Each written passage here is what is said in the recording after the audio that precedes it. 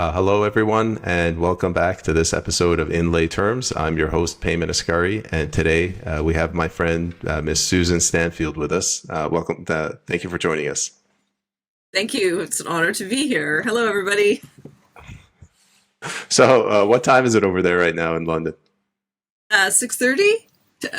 No, 20. My clock is wrong. Just 10 after 6 p.m. GMT London time. All right, so it's not too late. No, it's perfect, and it's light out. So, Susan, we're going to have a more structured episode this time than we usually do. I'm asking, I have your questions actually written out right here. But could you just quickly tell the audience a little about yourself and about what you do? Okay, sure. So I'm a Canadian mom. I was born in 1968, so I'll be 56. I grew up on the west side of Vancouver. I have a politics degree from Queen's University. My mother died from a health injustice, actually, when I was young. And my life, I just kind of turned left. I've lived a very different life than most Canadian women from a city like Vancouver. And I ended up working in the humanitarian field, ended up in a war, decided, okay, no more wars. And I moved into what is now called social profit. I'm one of Canada's first social profit entrepreneurs. And then when the pandemic was dropped on us, I lived all over Africa for 20 years. I was in Vancouver, and I just thought, this is wrong. And I'm a TV producer. That's what I did for 10 years. That was my first main career. And I thought, this is propaganda. This isn't what they say it is. So I became known as the person who started the No More Lockdowns movement, lawful protest march movement. And since then, I've really become a writer, and I'm over here in England writing television projects that are all about justice, all about humanitarian international law. That's what I was trained in. How to inspire people to advocate for justice, to be a justice advocate in a way that's unique and authentic to them. So for me, it's writing. I write and design stories. And I'm always available. I always make myself available, especially to Canadian women and moms who want to speak out, who want to get involved, but they don't know where to start. And I think that's probably what I'm known for, is being an open door, ready to help anybody. Okay, now I didn't know you were a TV producer. Now I'm really nervous. It's okay. You're doing a good job. I'm sorry if this is much more low budget than what you usually churn out. Yeah, no problem. It's the content. Right, so it's what happens. It's what, if you could make people feel something, and I think that's why people like the work I do, is I care. If you can make people think and feel something, it doesn't matter about the other stuff. That's good TV. That's good advice. I'm sure you'll put out good content in this episode. Okay. All right. Well, let's get going. I'm gonna hit you with the first question. It's based on the communications we've had via email since the NCI where I first met you. So, you mentioned to me that TNI, which I'm assuming that's some sort of publication, slandered you back in April 13th of 2020. And you said that it was an organized collusion to stop others like you. Can you elaborate on that, please? Yes. Okay. This is a huge part of what we've been going through. This could actually be kind of the biggest umbrella part of it all. The TNI is not a publication. It's basically a racket. It stands for Trusted News Initiative. And they set it up in 2019 in a bunch of countries. And it was to catch people in a net, basically, like me or you or anybody that was speaking out, by putting new censorship policies in place on all of the big media networks that signed up. So when my first protest hit Twitter on April 12th, that evening, over the next 48 hours, 4.3 million people saw our protest on YouTube and Twitter, because Dan Dix, who is one of Canada's top YouTubers and original YouTubers, posted it. And so I started getting contacted by international media outlets. And when I assumed they were doing hit pieces on me. One was in Birmingham, England. One was in Washington, D.C. And then one was out of Toronto, Post Media. And all at once, right? And and I'm a TV producer, and I've been interviewed a lot. I know the landscape of news interviews, and all of them were doing hit pieces on me. I could tell by what they were saying to me And I was like, why aren't they saying, hey, what are you doing? You think this is fraud? They were all intending to run hit pieces. And I even said to them, I said, this is a hit piece, isn't it? And they were like, this young journalist, they were like, well, I don't know. I'm just doing what I'm told. And so I watched all 3 stories file the next day. They were all filed on April 13th, which was weird because that means the Birmingham journalist had filed her story within 12 hours of her time because she was 8 hours ahead of me. And so it didn't make sense. The news doesn't work like that. And when they all filed their stories, they all had the same graphics in them about the pandemic. They all had the same headlines, the maps, all that red and yellow and black stuff that the news media's pumped out. And I was like, this is organized. This is organized slander, because to produce a news story without preparation would take longer. And so they were ready. They were ready and waiting for the first voices to speak out and protest. And I just happened to be one of them. And I was a big one because over 4 million people were, and it was going viral. And so looking back now, after I discovered what TNI was, because I didn't know it then, I started digging. I was like, they were just waiting. They were waiting for people to take them down and slander them. All right. Next question. Following up on that same question, you then went on to say that you were repeatedly threatened from April 2020 to August 2021 for your advocacy work. How were you threatened, and who threatened you? Well, mostly I didn't know. It was a lot of anonymous stuff, because I believe, and if you've interviewed other people and you've heard this before, this is done through groups. It's done through layering, laundered money that came into Canada that had an agenda. So I'll give you a couple of examples. Anti-Hate, which is a charity in Toronto that got a lot of money from the federal movement, was on me all the time. But I don't know who. Nobody contacted me. There were just these ghost stories all over Anti-Hate about how terrible I was, right? They were always on me. I got a text message. No, I got an anonymous Facebook message. And I don't even know how you do that. Like, I saw it and I was like, I don't know who this is from. It wasn't connected to an account. So I thought, this is somebody who really knows this software. Somebody who's, I don't even know, still to this day. And it was a threat. It said, you will never work in this town again. And so that was a financial threat. Right. And I thought, oh my God, it sounded like a union labor mafia guy was going to be after me. So I knew I was going to be targeted financially.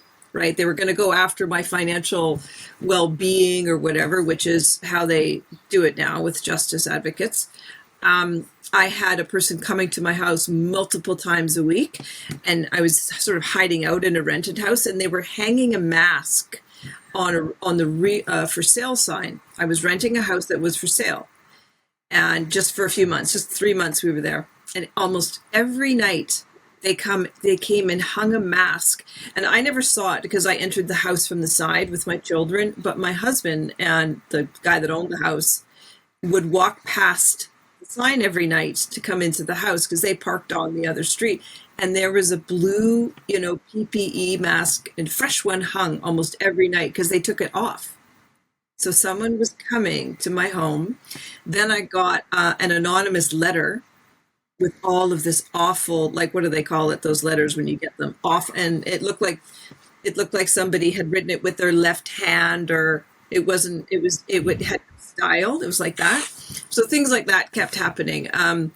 And then major hit pieces in the media. There was a journalist named Alyssa Thibault, and to this day, she will not take responsibility for this. Someone contacted her, I think, and got her to write a hit story about me, an awful, awful hit story. And I got hundreds of death threats from it.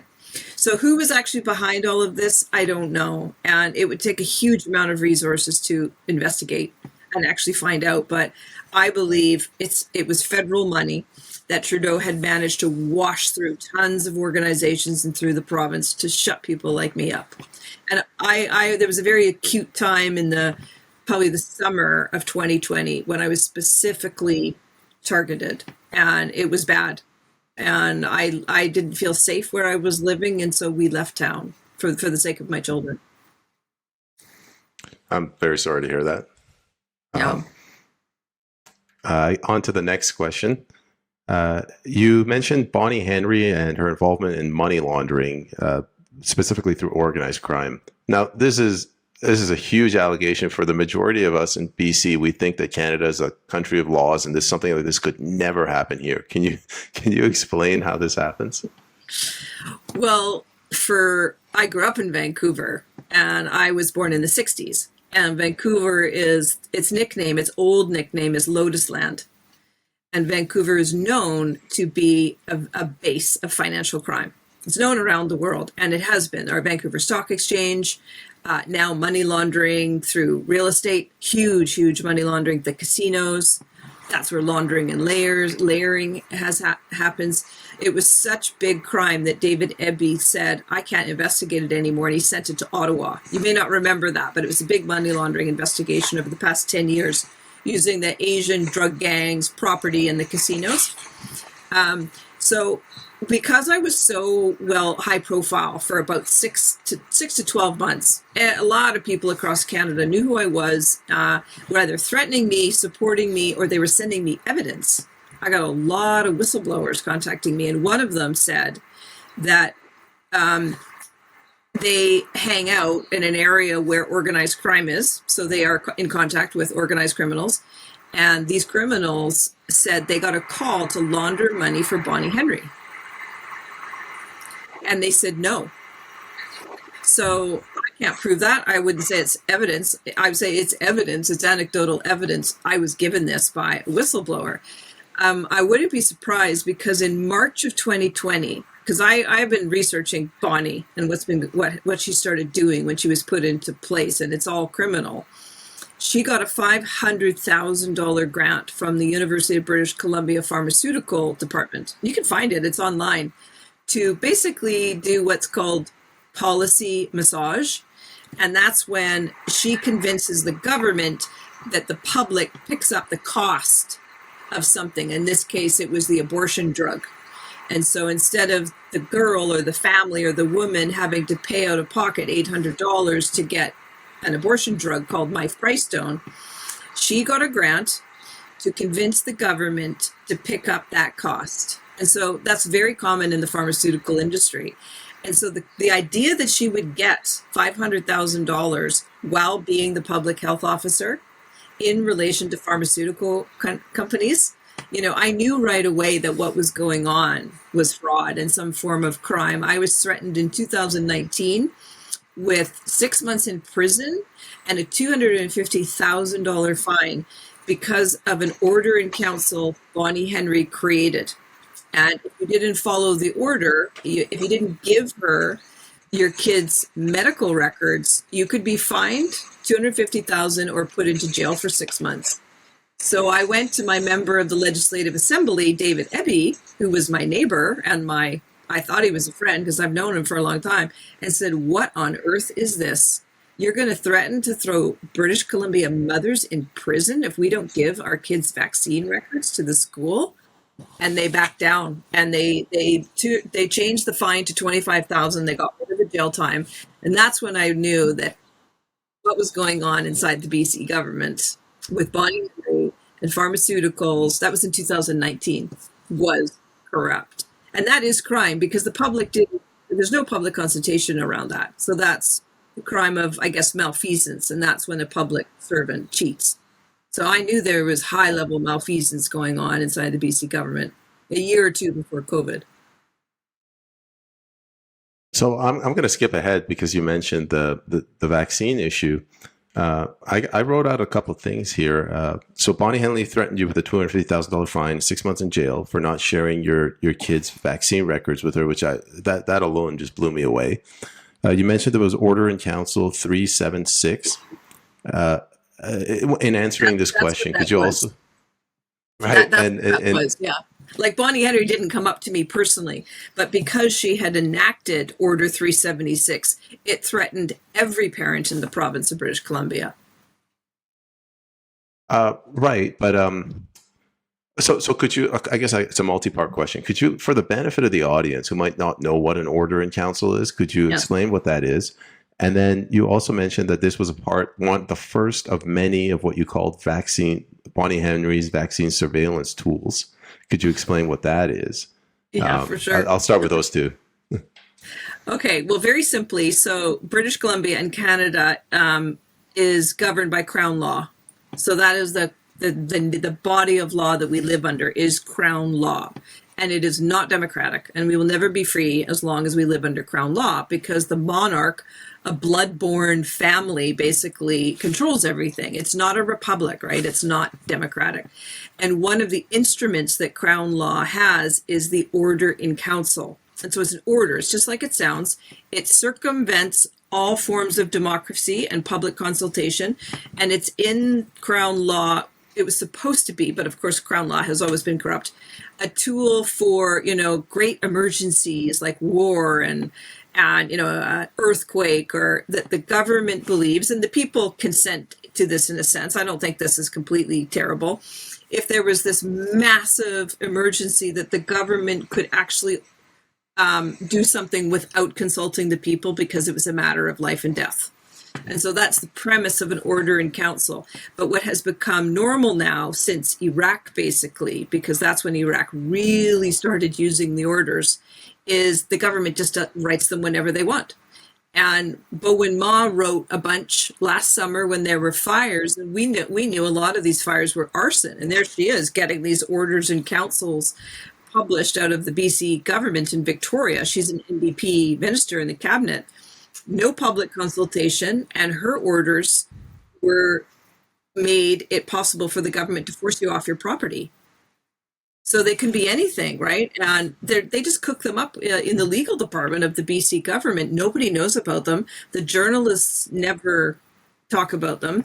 And so in order to put in the pandemic and lock down the economy and the society in BC, they had to put an order in place. And they have to do things using the legal instruments. They can't just say, okay, everybody stay home. They have to put legal remedy in, right?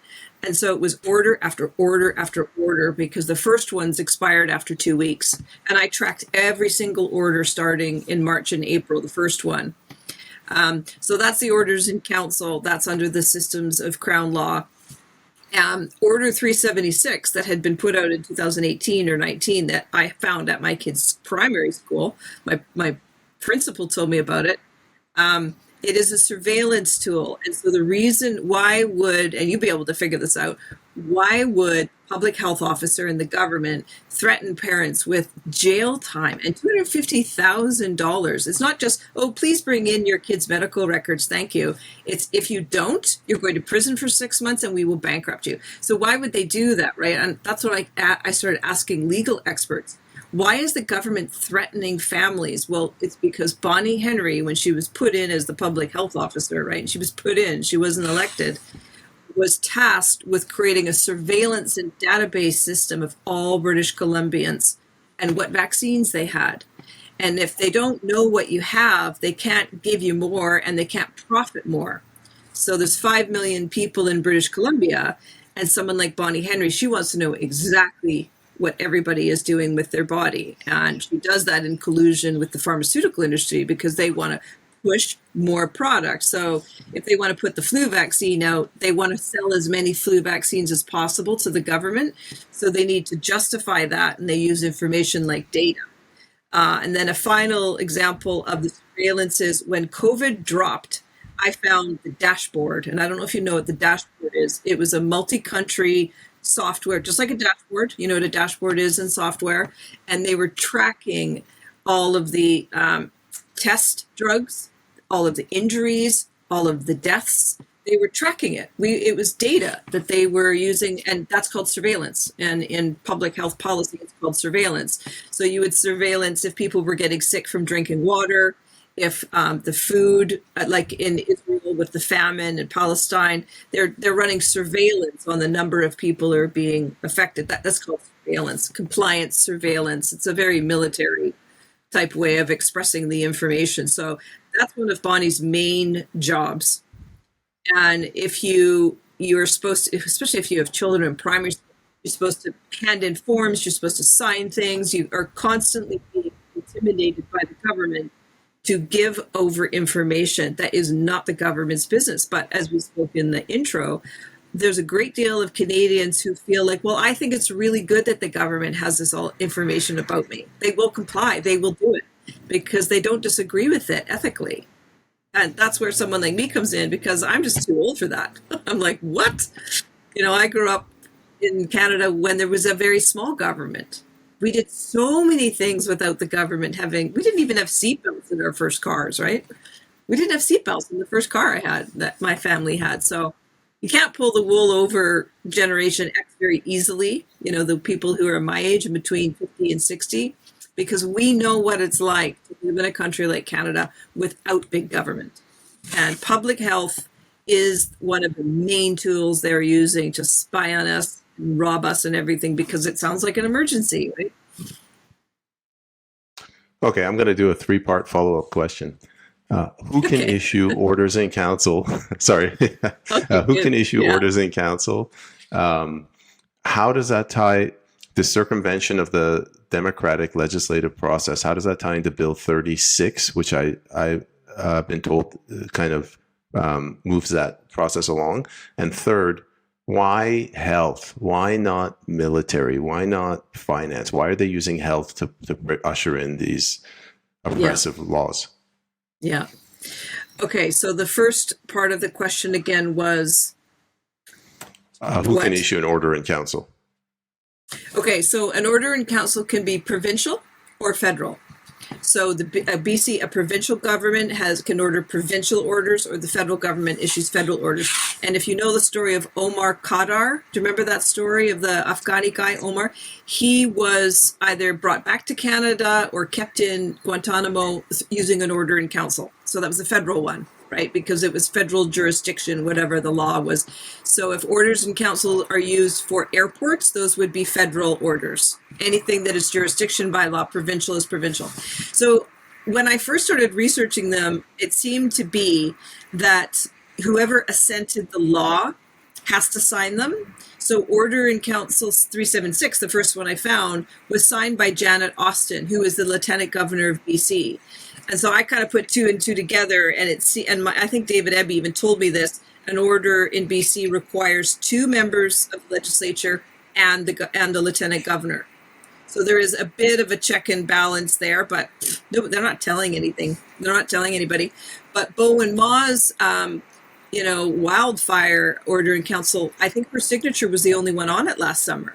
So they may come in various forms, but I think all in all, what I believe is, and I saw this happening in the 80s, our whole governance system is being hijacked by the United States, by huge corporations that have come into Canada through NAFTA and ownership, and they're evolving, they're forcing our governance models to become what the Washington, D.C. model is, which is just thoroughly corrupt. And so they don't follow any kind of rules. And again, like I said, Iraq is a perfect example, because they stole Iraq. They went in there and stole the country basically using 100 orders. And you can find it online. It's called 100 Orders. And John Bremer went over there with a bunch of guns and his orders in council, and they stole Iraq. They stole the food system. They stole the government. They stole the media. Under this, well, there's weapons of mass destruction as an emergency, and we have these orders. I mean, it's unbelievably, it's so ludicrous to think. It's like banking. It's like when they photocopy all this money and then they lend it to you and they get you to pay interest, right? Same thing. Someone goes, oh, I work for the government. I have an order in council. We need to take your property. It's just completely made up. There's no basis of good, decent, universal, natural law in it. So those are the orders. Those are who can publish them. And they're physically written inside the Attorney General's office. So if you look at the government structure of BC provincially, the Attorney General, the Minister of Justice, the Attorney General's office, they've got their hands in everything from ICBC to writing orders in council. And you can see there is an office that is called the Orders in Council Desk or Department. And I found 3 or 4 lawyers and their names, the ones who wrote them all through the pandemic. They are legal documents, so they have to be written by experts. Richard Fife was the deputy minister at that time under David Eby, who was the elected Attorney General. Richard Fife was the bureaucratic assistant. Yeah, Assistant Attorney General, no, Deputy Attorney General. And he was in that office for a long time. So Richard Fife would have been the one overseeing orders for the last 10, 15 years in British Columbia. I'm not sure I answered the third part of the question. What was it? I think the second part actually was how Bill 36 ties into this. Yeah, what is 36 again? Is that the censorship one? The Health Professions Act? Oh, yeah. Okay. So I don't know. So that is a bill that, and this is why I say, in my opinion, Canada is now a victim of being forced into the American system. They're just pushing this stuff through with no public consultation, which is a very American kind of racket. And 36, the problem area, from what I understand, is one section. It's like section 5, 500 to 504 or something. I think there's about 3 pages or 6 paragraphs or something that is the overriding of the democracy, and that forces these natural products to be governed in the same way pharmaceuticals are, but they are not pharmaceuticals. The plant is not a pharmaceutical. It is a natural cell-based structure. And so, again, no public consultation. It's a tiny little section that was put into the bill that became a law. There were no orders and councils necessary for that. It was just full-on dirty, corrupt lawmaking. All right, that's the end of my follow-up questions. We're moving on to the next one. So, question 5. Actually, they're probably out of order now. You told me that Horgan resigned because of what you called disaster capitalism. I think that's a phrase Naomi Klein came up with. Yeah. And then you also hinted that stated that a third of his cabinet resigned for the same reason. Can you explain? Can you go into detail and explain that, and also explain how is it that people aren't in an uproar over this? Well, probably mostly because the media does such a good job of not investigating anything. So the first person who resigned after they dropped the pandemic, I don't know if you remember this, was the finance minister, Carol James. I don't know if you remember that. She resigned in March. And as soon as you see a finance minister resigning, when you're like me and you research injustice and whatever, you know something's up, because most of this will fall onto the shoulders of the finance minister. So Carol James resigned. She didn't leave office, but she legally resigned, which means she would be, what's the right word? She wouldn't be liable, in a sense. That's why they resigned, because she didn't actually leave for about 6 or 7 months. But she made on notice, I am resignation. So she probably wasn't legally, her work wasn't legally binding anymore. And she said it was because she was sick, but then she took like another job. She was employed still. She said she had Parkinson's, and I'm like, maybe she does, but it's kind of convenient that suddenly, right in the middle of the biggest, what I think, criminal conspiracy in history, the finance minister says she can't work anymore, but she keeps working. And she gets another job. And so I started recording all of this as evidence. It's in my book. And then Horgan called an election in June of 2020. But it was only 2 years into the term. There was no reason to call an election. And if anything, don't call an election in the middle of a pandemic, right? And a lot of people questioned that. But again, the media is so bad and corrupt in a place like BC. They don't get in there and start tracking all this information that people like I do. They want John Horgan to do the interview next week, so they're not going to piss him off, right? And so when they called the election, I was like, okay, how's this going to work out? 7 more cabinet ministers resigned. So there's 24 cabinet ministers in British Columbia. 8 of them were gone by June of 2020. And that's not a coincidence. And I think they forced Horgan to have an election. I think they said, we're all leaving. You call an election. And they were like, oh, we're not going to run this time. And half of them had spent the last 2 or 3 years making sure they were elected, and they just got themselves set up and they got their pensions and everything. Why would they walk out halfway through a term and never come back again, right? Like, all those sorts of things didn't make sense. So I think Horgan finally quit because he could see the writing on the wall, the criminal evidence adding up. And then when Lytton happened, with no explanation to that, which was arson, I think he finally just said, this isn't worth it anymore. And he quit too. And he said, because he had cancer, and maybe he did have some cancer, but then same thing, he took 2 more jobs. He started working for a coal company, and now he's the ambassador to Germany. So he quit as premier. He didn't even bother finishing the term. He just walked out. Almost no leader does that. But the Canadians don't. They wouldn't analyze that. They go, oh well, the poor guy's got cancer, and that's fine, and we'll just have David Eby move in. Who cares if we didn't vote for him? We'll just. They're not paying attention, and that's where the nickname of Lotus Land comes in. It's a very. I don't mean to say this as criticism, but it's a very lazy, apathetic political culture in British Columbia because life is good.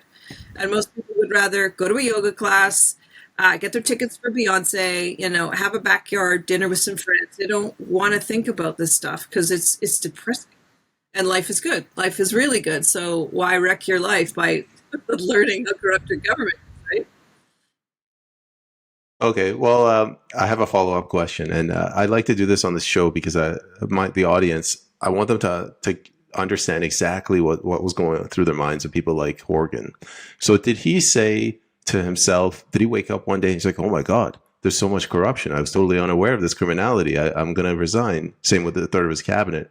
Or were they a bunch of criminals and they're like, guys, the criminality is it's gone too far. It's happening too fast.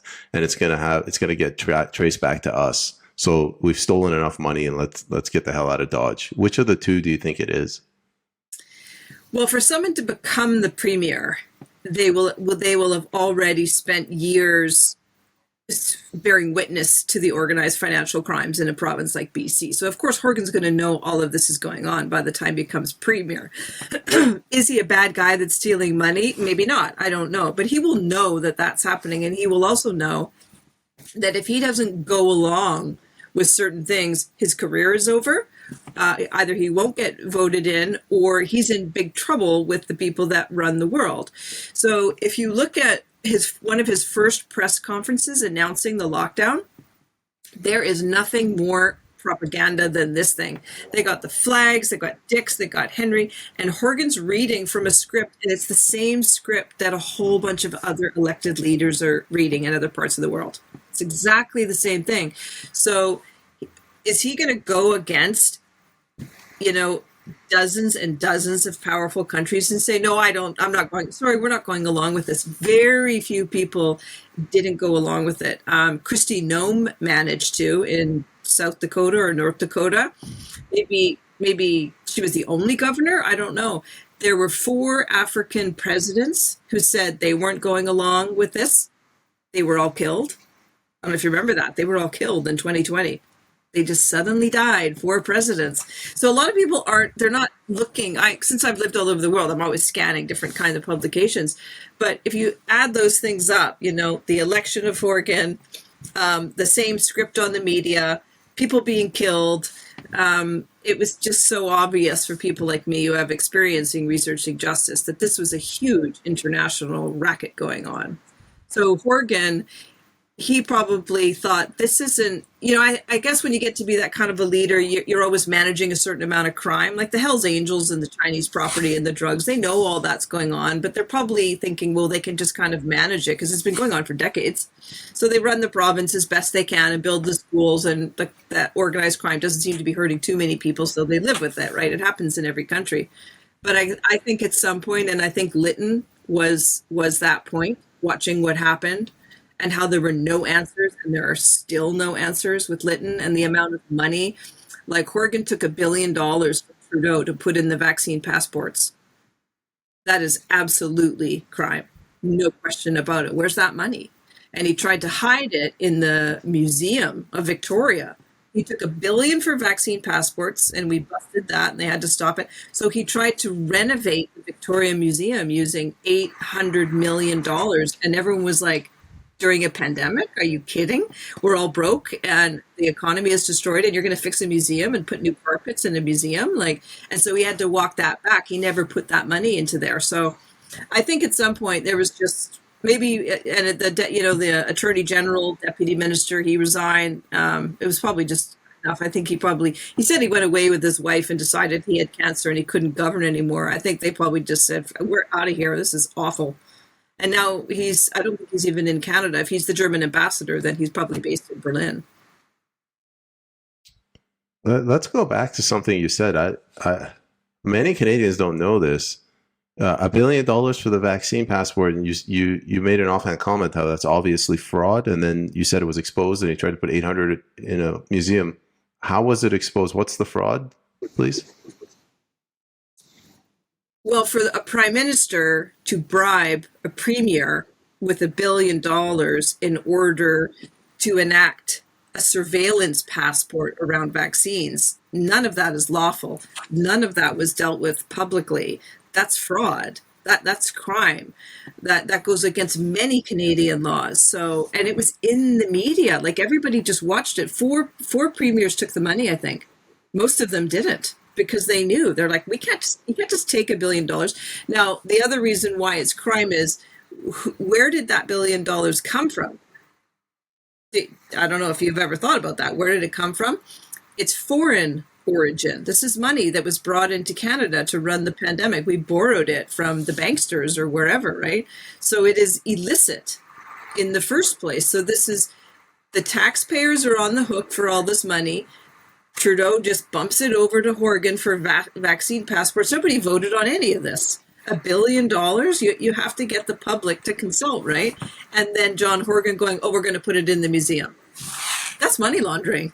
It doesn't look like it because it's visible that it's in the media, but you can't get away with that if you're doing proper public consultation, which is why the emergency part of the pandemic was so important, and the orders in council and the suspension of civil liberties. This little booklet I have, it's a graphic novel. It talks about the 10 mechanisms that were put into place that allowed such mass harm with the drugs. And one of them, if you can see this, is suspension of civil liberties. Okay, that's a playground, not allowing children to play. So the suspension of civil liberties allows these crimes to happen. And if the public accepts the suspension of their civil liberties because there is an emergency, it's like what's going on in Palestine and Israel, then these people who are running these operations can do whatever they want. And they use the media to get people to go, oh, wow, that sounds dangerous. Okay, whatever, government, take care of us. But none of it is lawful. It's not legal. It breaks our laws, the Constitution, which makes it crime. All right. Thank you for the clarification. And these are my opinions. I don't think that I'm incorrect at all. They are opinions, but this is why we all worry about Canada, because there's no law enforcement going after this. There's very few lawyers. Trudeau still sits in power. The Bloc, the Liberals, the NDP, they all voted yes to an increase in the carbon tax again, starting on April 1st. Like, they are not looking out for Canadians' best interests. It's obvious. Thanks. I guess the next question is an easy one. Can you tell us about the Adrian Dix injunction against you? You mean there was no injunction against me? Sorry, say the question again. I have it in here that you mentioned something about a fake injunction against you involving Adrian Dix. Oh, okay. No, it wasn't against me. So this was 2020. Yeah. So we came across, there was a news article, and a lot of the times this stuff is put in the news so the public accepts it, right? And it said, and I was professionally trained to bear witness to human rights abuses, which is like being a police officer or a journalist. It's the same kind of process, right? Collecting evidence and presenting it for human rights abuses. So I'm professionally trained to do this, and I see this article. No, there's no real writer. It's very vague. There's this photo in it, and it says that a doctor, a Chinese doctor named Dr. Wei Li, is putting an injunction in place to force the province to be masked. And Adrian Dix was cited in the article. And so again, I'm like, this is really weird. Why would one Chinese doctor in Burnaby decide that they have the authority and the interest, and they're obviously going to have to pay a lawyer to do this, that they're going to mask everybody in BC? And it didn't make sense. And so I went to the court to get the documents. That's what you do, right? You do the research. And an employee there stood up and said, That injunction has not been filed. It's not true. What is in the newspaper is not true. She was on the database and she says, this injunction isn't in the system yet. And she looked at me and she said, and Adrian Dix is in that story. And it was like this look that she gave me, right? And then she sat down again. I went into the court another time and the officer looked up this doctor and he said, this doctor has a lot of lawsuits in our system. Wink, wink. You know, like this. They're not allowed to be biased in the court. So I got so many pieces of information from people, and I was like, what does this mean? What does this mean? So the injunction was filed in Chilliwack. The doctor lived in Burnaby. It wasn't really filed. Adrian Dix was involved, and there was a CBC reporter involved. And so I started researching all of those things together. We went to Chilliwack. We went to the court. We started making phone calls. The whole thing disappeared. It just disappeared. So I think that they use the media, and I think Dix was probably involved saying, okay, well, let's put a story in that somebody's forcing us to do this, and then that will give us legal remedy and support to do this. It's called like it's fraud. They do it all the time in the United States, and Trudeau does it all the time too. So the public goes, oh God, that's really good. That's really bad. And so they accept the circumstance. They accept the violation of the human rights. And if we hadn't found that out and exposed it, the province might have gone into forced masking way earlier. That reminds me of something Michael Johns, the co-founder of the Tea Party movement, he said. He goes, the media it's gone from being merely biased to almost like a consensus building organization. It's just an arm of the government now. Yeah. And they don't even call themselves journalists. The old legacy media like CTV, CBC, and Global, they don't even call themselves journalists. They call themselves media. And what you're doing is media. So it's not journalism, and it hasn't been journalism for a long time. And I was interviewed, the hit piece that was done on me on the 13th by Post Media. So that's a Toronto-based, they own the Vancouver Sun, the Post Media. It's one of our big national news outlets. I knew the journalist. I knew him from before, and I knew the photographer because they covered a story that I worked on in the downtown east side. And they were filming us and watching us, but I was expecting them to come over and do their job, and they didn't. So I went over to them and I said, hey guys, are you looking for a story? Do you want to interview somebody? And they said, no, it's fine, thanks. And I was like, what are you doing? Are you just spying on us? And they were.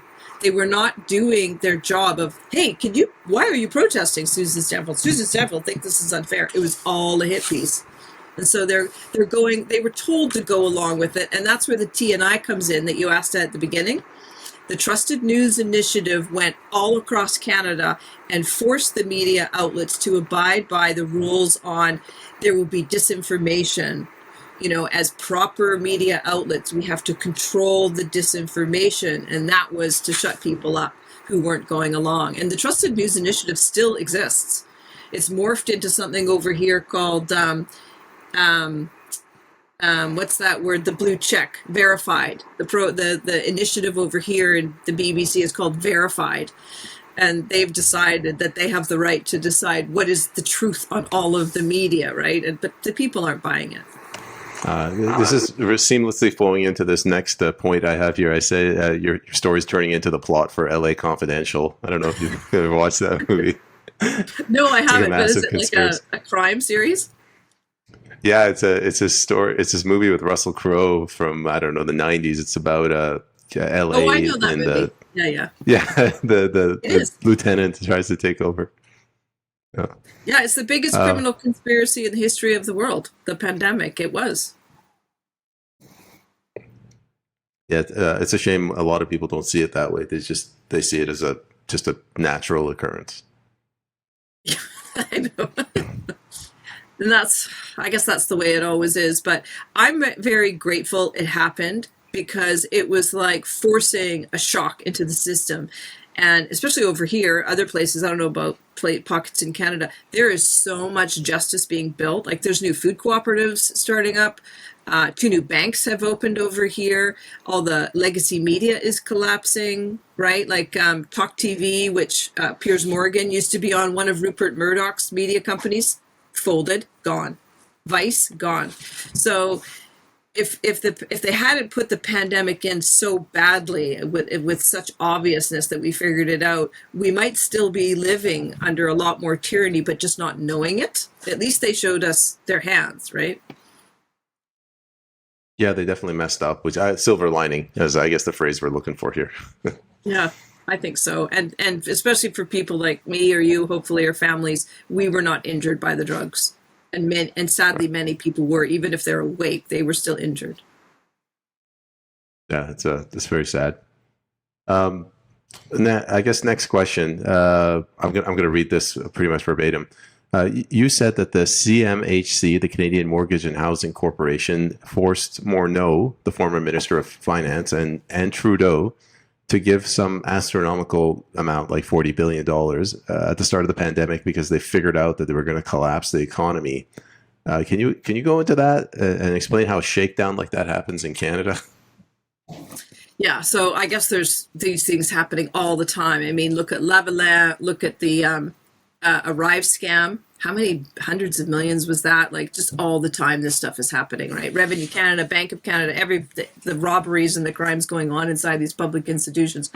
So I got a call from a whistleblower, and I don't know if this is true, but it was a very open, casual, and I knew a lot of the people he was talking about and who he was connected to. It was kind of a high-profile guy, and I got dozens and dozens of these calls in 2020, and he said what happened was CMHC, the heads of CMHC, and one of them's names is, at that time, the guy that ran it, his name was Evan Siddall. Now, I was not told that name, but I went onto the website and I was like, who runs CMHC? So Evan and some other guy allegedly walked into Bill Morneau's office at the beginning and said, we know what you're about to do. You're going to collapse the property market.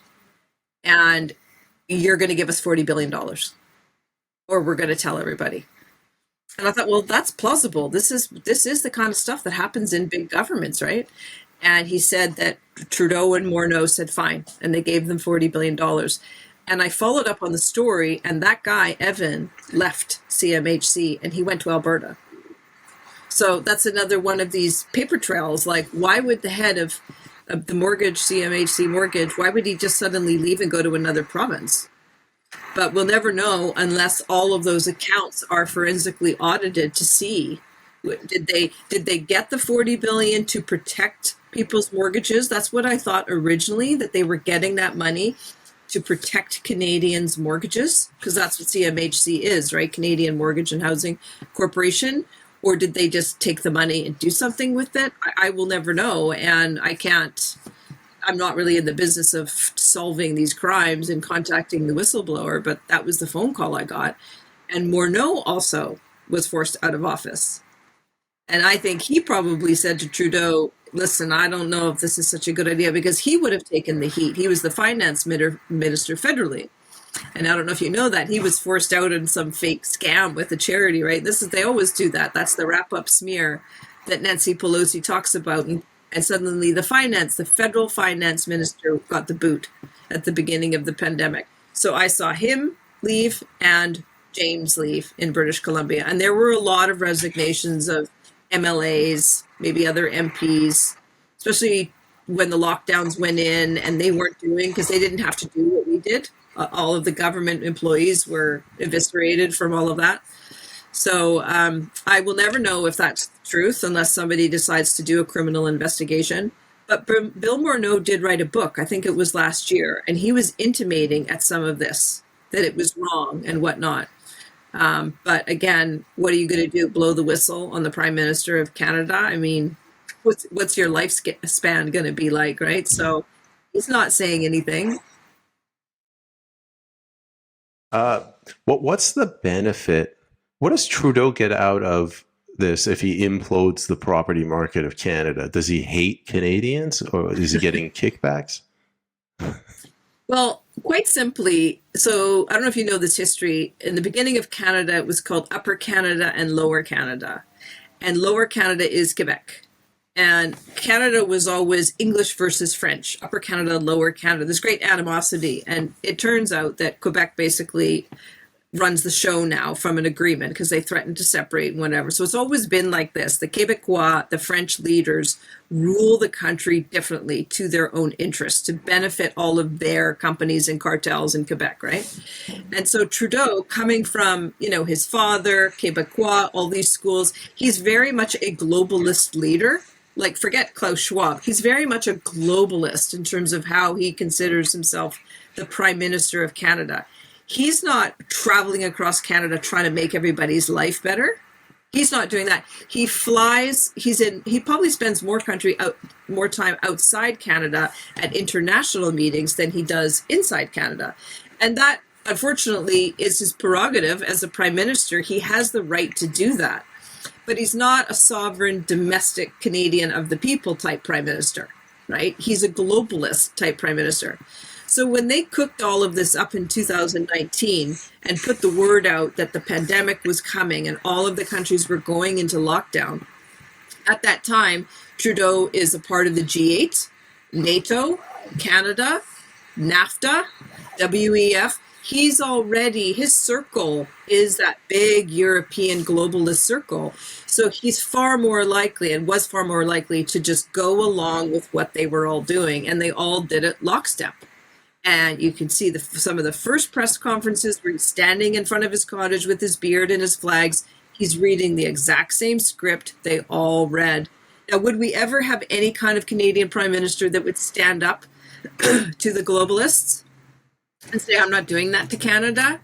I don't know. But Christine Noem did it, right? She didn't do any of this. She stood up, but they were probably like, well, it's North Dakota. Who really cares, right? There's a bunch of moose there. As I said, 4 African presidents were killed. Schultz tried to stand up, I think, because they're destroying Germany over here in order to get at Russia and to prevent Germany and Russia from building an economy. They're ruining the German economy. And I think Schultz was trying to stand up against it, and he ended up with a black eye. Like, he said it was because he was jogging. But I mean, come on, how many presidents of countries go jogging and end up looking like the mafia? It was ridiculous. He had something covering his eye, and he had blood and scars and stitches all over his face. And he said, "Oh, I fell when I was jogging." I think they beat him up and said, "You're going to go along with this because they're a bunch of thugs, right?" I mean, look what they did to Nord Stream. Just imagine Klaus Schwab is holding him down and Bill Gates is pummeling him.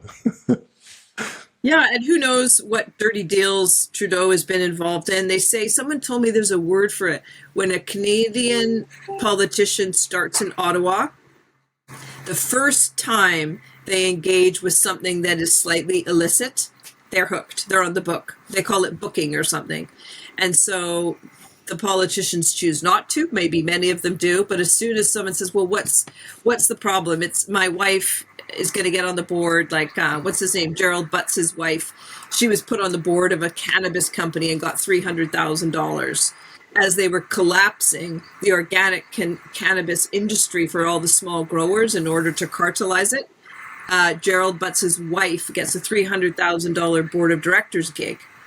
So that's not lawful, right? The Canadians don't like that. That's not fair. That's not very legal. It's not just. It's not lawful. And so how many of those things has Trudeau been involved with? Payouts, friends, this and that. I mean, the money he spends on his trips. So what does he have to lose? He probably already had his hands in the cookie jar. So he went along. Maybe he was threatened. Maybe he was blackmailed. We'll probably never know. But it's kind of telling that his wife left him. Why do you think that is? I think she just said, I don't want my kids subjected to this anymore. I mean, there's trucks going up and down the highways every week in Canada now saying F off Trudeau. As a mother, I just can't imagine the harm that he is doing to his family because of his reputation. And so I think it's like Gates's wife leaving him. I think, often a woman will be the one to say, okay, I don't need any of this, I'm done. And she probably didn't feel very powerful in the beginning not to go along with it. Maybe if she thought, okay, because none of them had to get the vaccines. None of them lost their jobs. They were all excluded from all of those forced mandates. None of the government employees had to follow any of the mandates, right? And so they're protected from it, and it's an elite world in the establishment, and they just fly around and do what they want. And I know because I come from that world a little bit. But then at some point when something gets so bad, she can't go anywhere without being yelled at. Her Instagram is full of "you're a criminal," blah, blah, blah. I think at some point people just have enough. Like, I'm done. I'm out of here. Fair enough. I'm gonna read another quote from an email that you sent me. This one's a little bit longer, so bear with me, please. Okay. All my research shows the virus was a highly organized financial crime to transfer immense wealth from citizens and small businesses into the hands of banks and cartels. So my recommendation would be these individuals are arrested for breaking the PCM LTFA laws, proceeds of crime, money laundering, and financial terrorism. Can you speak to that, please? Well, that's what it is, right? It was the COVID, the pandemic was the greatest transfer of wealth ever, and it was done in all of the Western countries. And the basis of it, also, it's in this book, one chapter towards the end. Apparently, they cooked it up in Jackson Hole in the summer of 2019, and they decided, okay, the money, most of the public money had already been stolen. They knew the countries would collapse because of 2008, the banking, all that kind of stuff, that I think all of the central bankers, or the banksters I call them, when they all got together in 2019, they knew that they had almost no options except to structurally address these countries. And so I think that's what they served up to us in the spring. They said, okay, it's going to be a pandemic. We're going to force these countries into austerity. Nobody's going to know what's going on because it's a virus, and we will re-engineer everything in the back room when nobody's looking, like a Wizard of Oz type of thing. And so because it was money, so I think 800 billion came into Canada, and so it would have been borrowed from the International Bank of Settlements or whatever. So 800 billion came into our country as loans, right?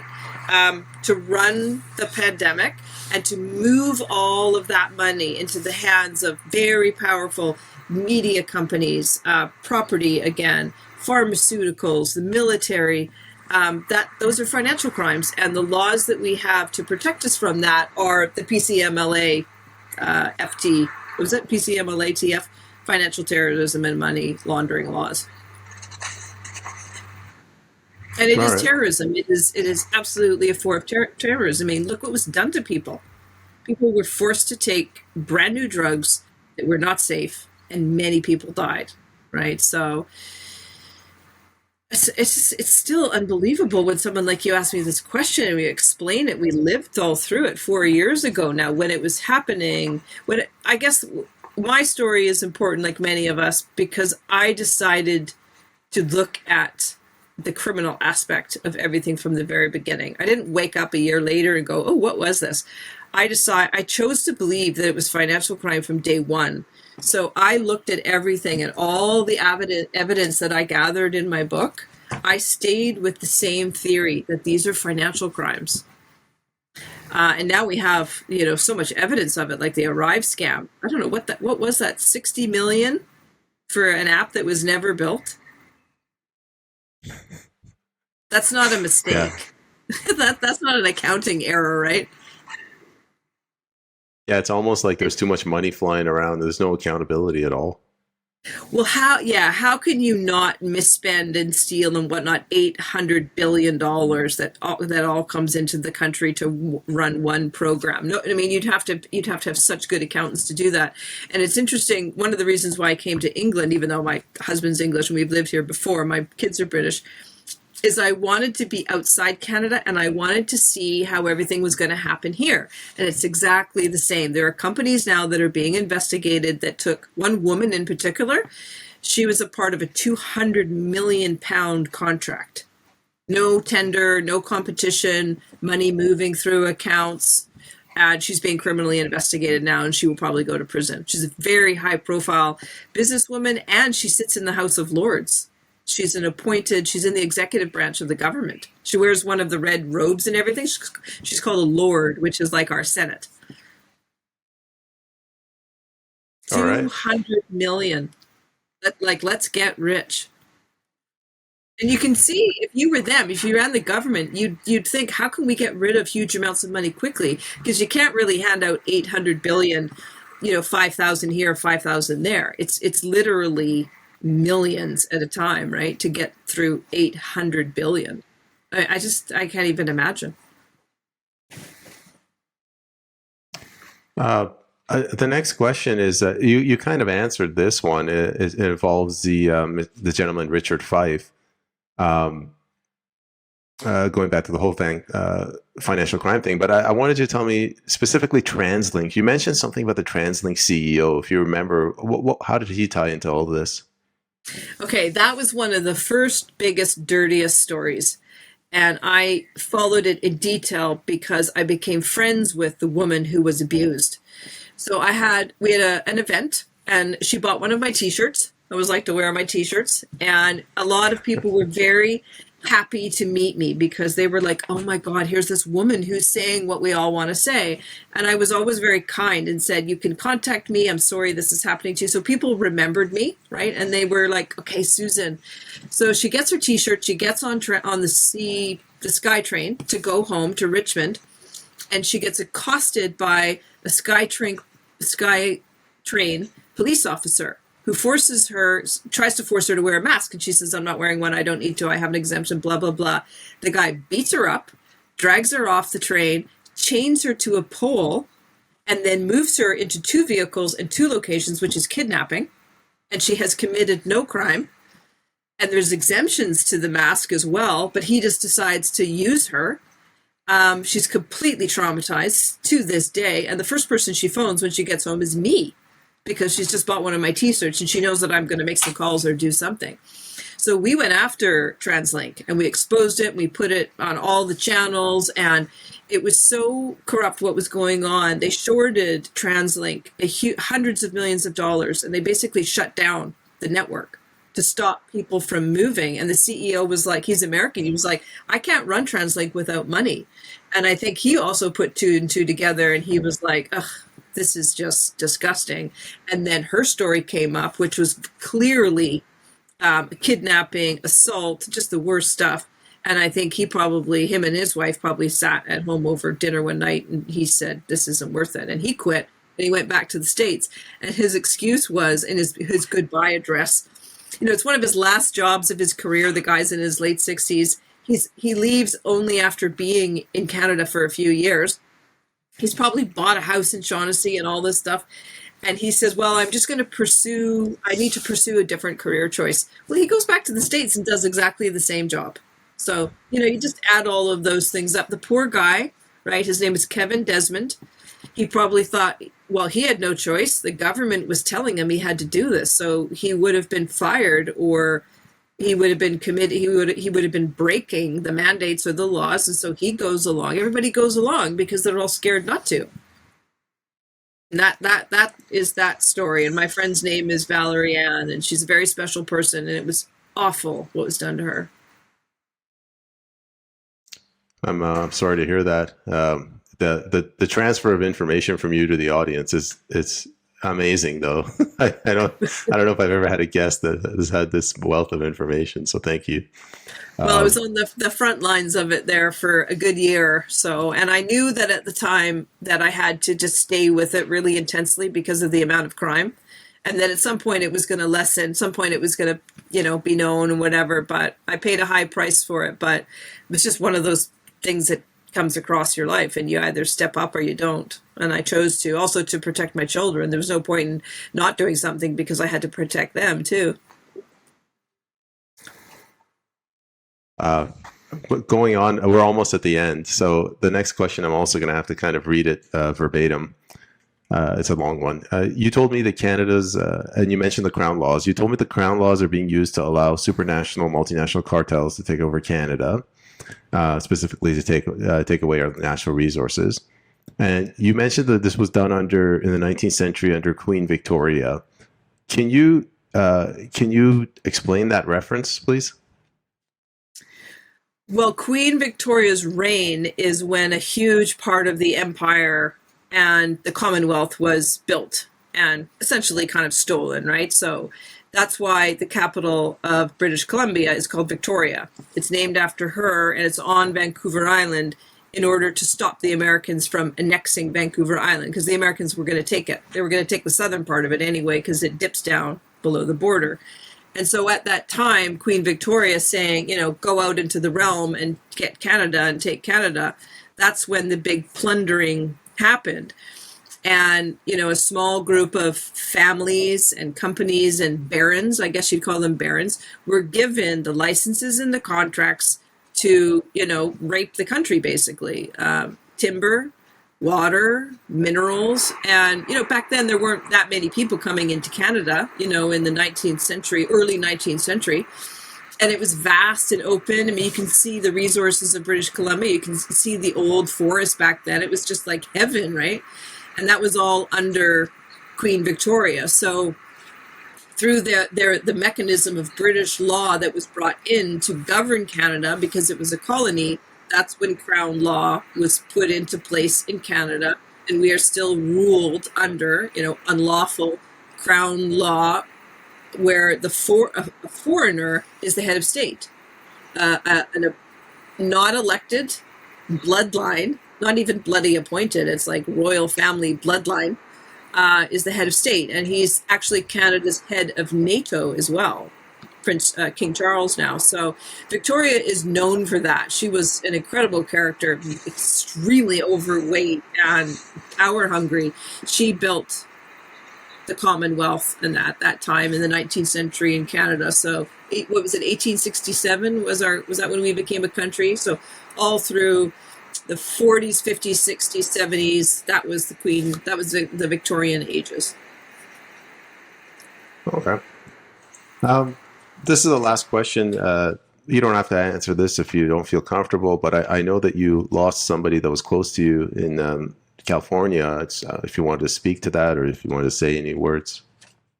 Yeah, so that you're talking about Brandy? Brandy Vaughn, yes. Yeah. So I wasn't close to her, like she wasn't a best friend or anything, but we had a connection because we were doing the same thing. And I was trying to help her monetize and move into a digital. She was selling products, and it was really hard for her, and she had to let go of her employee, and she was working around the clock trying to support her son, as well as being threatened and attacked. And I said, well, if you sold digital products, you're going to start saving yourselves a lot of time, and you can make more money. And her advocacy killed her because she couldn't do anything else. And the more she became well known, and the more success she had, and the more money she needed to earn to pay the bills, right? That was her only income. She had a bullseye on her back, and she knew it. And I had those conversations with her, and a very vulnerable conversation about her losing everything and this employee, and she's working out of the garage, and she had her kid. And then within 6 months, I guess, she was gone. And a lot of us knew it. We knew that she could be a target. You never think it's going to happen, but a lot of us said to her, are you okay? Are you being careful? Because she had a few early signs, and then she was just gone one day. And she came to Vancouver. I didn't meet her, but she came and did an event with some friends of mine, and I helped her find a hotel and stuff like that. And I just figured I would stay in touch with her and we'd become friends, and then suddenly she was gone. So I knew that's why I left the country, because certain things started happening that I knew weren't safe. And another person came to my home with dogs, and weird things started happening. I was like, I don't want to be Brandy. So I knew I had to get out of the jurisdiction of Canada. I knew that I could probably only be harmed inside Canada, that as soon as you leave a country and the borders and that government and the laws, you are safe in a way, because then it requires the other government to hurt you. And people would have to fly over here and, intimidate me, which wasn't going to happen. So that's why I left the country. And I really wish Brandy had made a different choice, because there's so many other people that do what she does, and losing her life was in vain, because it's not like, how do I explain it? She was one of the first people to do what we all do. And she could have, like me, she could have stepped back and it's like an army, the first battalion when they go in, then they've got to get off the battlefield and they've got to get home and they've got to be helped if they get injured. You don't keep them on the battlefield until they die, right? You put in other battalions. And so when I stepped back, I did, because there were so many more battalions that were getting armed for the fight, that I wasn't going to be needed. And you have to plan for that, especially if it's a dangerous type of advocacy. You have to plan to get yourself out, unless you have some sort of crazy death wish, which does exist. There are people who, are not mentally stable, but I was professionally trained and I have children. So we had a plan that I would step back as soon as there was enough mobilization happening. As soon as we had enough capacity in the freedom movement and I wasn't needed, I stopped being visible. I guess the final question I have is, do you have any words of optimism for Canada and for Canadians, and any recommendations on what they can do to take back their country? Yes. Okay. So this is a long fight. We started losing our country, I believe, in the late 80s. There's a huge amount of restructuring and uncriminalizing to do. And so it's a life's work. It's a 10 or 20-year journey. So if you sign up for it, make sure that you sign up for a life that's going to bring you joy. And instead of focusing on going after the bad guys, which I knew would bring me a lot of unhappiness and a lot of sadness, and I would be constantly facing, what I didn't want, I thought, I'm not going down with this. I'm not going to lose my joy. I'm not going to become a bitter, angry, exhausted person fighting crime. And you find a lot of that in advocacy. I'm not going to be like Brandy, right? I'm not going down. I want to laugh. I'm not going to lose my joy. I'm a mom and I've got to give that to my children. So that's why I decided to do what I have done for 4 years. I decided to lift up the good people and spend my time with Canadians, giving them hope and inspiration to understand that they can change things just a little bit. And that has given me 4 years of laughter and fun and optimism. And I haven't had to be sad and facing the bad guys every day. And so I would suggest that to Canadians, that there is so much great stuff to do. You could be a part of building a new fair food system in British Columbia. That's a fun life for 10 years. Do that without having to face, the awful aspects of our food system. So focus on what you can do. Lift up the good guys, create, imagine, design, do what you're doing, because it's a long fight. This isn't going to be over in a year. I think it's probably 4 more election cycles. It's probably 16 years, 12 to 16 years before we get decent people in all levels of government who are not going to do this to us again.